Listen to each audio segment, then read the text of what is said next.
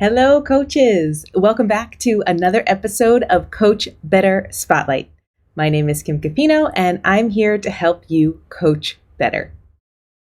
After decades as a teacher and coach in international schools, I founded my company, Eduro Learning, to help you recognize and leverage your influential leadership as a coach so you can build a thriving and sustainable coaching culture in your school community. I work with coaches and leaders around the world in the Coach Certificate and Mentorship Program, as well as our private mentoring packages. And today's episode highlights exactly how coaches and curriculum leaders can work together to build a thriving coaching culture in their school. If you have a topic you'd like us to talk about or a guest you'd like to see on the podcast, please leave a comment below, join our Coach Better Facebook group, or find us on social media at Eduro Learning and send me a DM. Today, Clint and I are chatting with Kristine Mizzone, Curriculum Director at BFIS in Barcelona, Spain, and Jenny Derby, Learning and Innovation Coach at ACS in Abu Dhabi. We're chatting with Kristine and Jenny together because they were part of the team that built the coaching program at BFIS in Barcelona. This Spotlight episode focuses on how they started building their coaching program. In the full-length episode, we talk about what coaching looked like prior to their arrival at the school, how they started the program, what they wish they knew before they started, how they got their colleagues on board, and how this experience has prepared them for the next steps in their professional careers.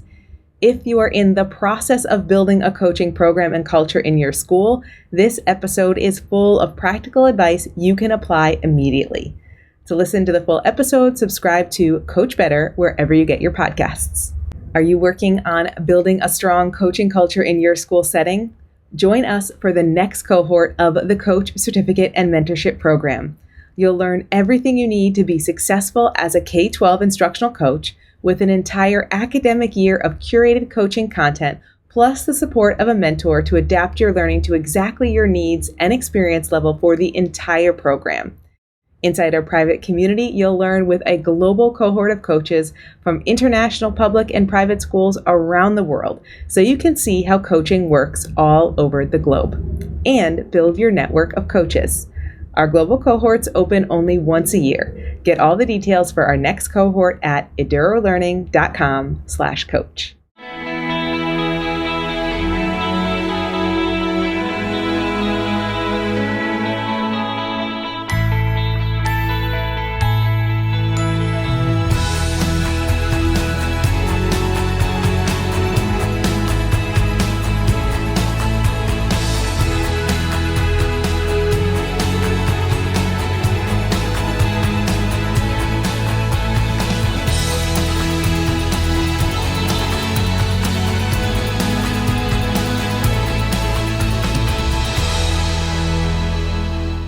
Welcome to another episode of the Coach Better podcast. I am excited to be here with a team of educators who have worked together to build a coaching program, but are no longer actually working together.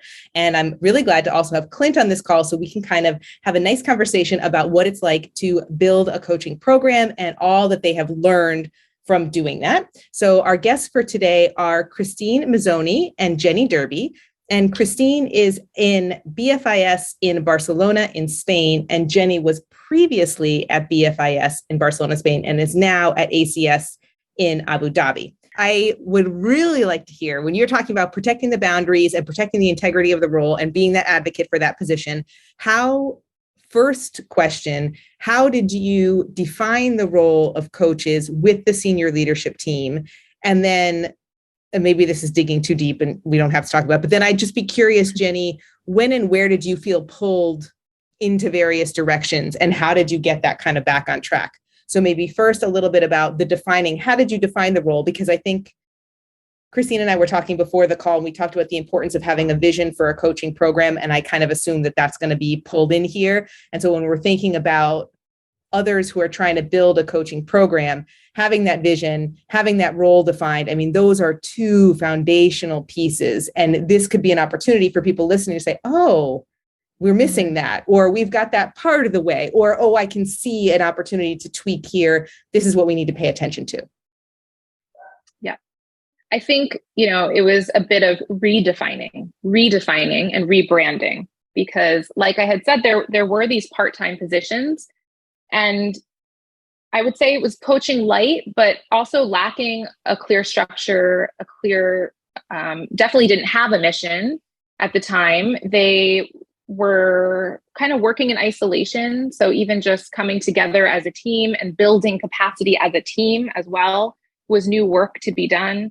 And so that redefining meant that there were some misconceptions floating around in the elementary school for the teaching staff. Is this person an evaluator? Is this person going to run and tell the principal every time I mess up? Can I take a risk in front of this person? Is it safe? And then I think for the coaches, just lacking that clarity, so should I be doing all of these extra things I'm being asked to do? How many duties can a coach really do? All of these extra pieces that hadn't been defined. And with the lack of clarity, of course, the spaces get filled in by different people. So we were really smart about, I feel like, Jenny, we were really smart about saying, like, what's our why? Let's start there. What's our why? And we were clear that it wasn't to fix teachers, and it wasn't to be an assistant principal. And we were happy to help and step in when needed. But really, what's our why? It's student impact. And so then once we started with that, we thought about, okay, well, we need to do our own professional learning around the different models that are out there, the different names in the game of coaching that were going to match our why. So we did sort of some individual reflection as a team in terms of our own values and how those came together in a coaching world. And we kind of created our manifesto, like, what is it that we show up to do every day? And we did that at an individual level, but also like as a collective sort of philosophy work. And then really thought about the vision. So what does this look like in terms of scalability? Where are we going with this? And what kind of impact? How will we know we're successful? Remember, we did that whole innovation configuration thing, Jenny? It was like, let's really think about what this would look like if it was a success. And then once we had that mapped out, we did some work with, this is what a coach does, this is what a coach doesn't do. We were really clear with a T-chart on that. We then once we did that work, we then pulled the leadership team in. So maybe the order matters there. Maybe it matters that the coaching team did that work first. And then we thought about, how do we pull the leadership team in as part of their professional learning? So we were coming to them not really as like asking even for feedback. We were coming to them saying, this is what's best practice, and here's how you can support and partner with us on that. I think it was sandwiched because are you good? So you did the work within the strategic plan to say, here's the rollout, here's the intention with, I'm hiring this person and it's coming at this time and it's linked to the strategic plan in this way, which we had just been in our next iteration of that. So I think that timing was really perfect. Then we did the intentional work with principals and teachers, mostly focused with teachers, and then circled back to leadership. And so I think that sandwich was really important. And we really had to dispel a lot of assumptions about the role. And that was a lot of the early work that happened. And it was all Jenny, because you had this vision. I'm wondering if, Jenny, you could share, remember the assumptions wall we did?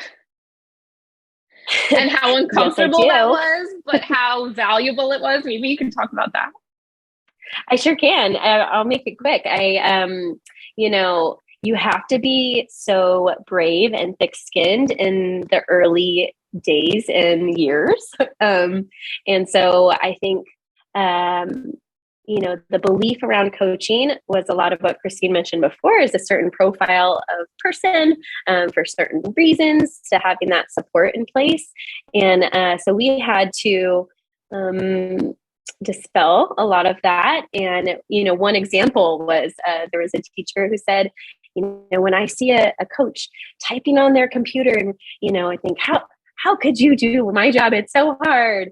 I mean, and so is that thinking like, well, I am doing my job. It just looks different.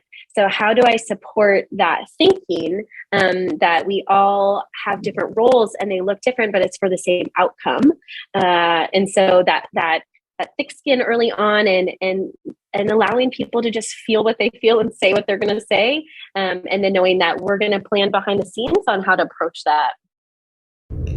Are you building a coaching program in your school? Join us for the next cohort of the Coach Certificate and Mentorship Program.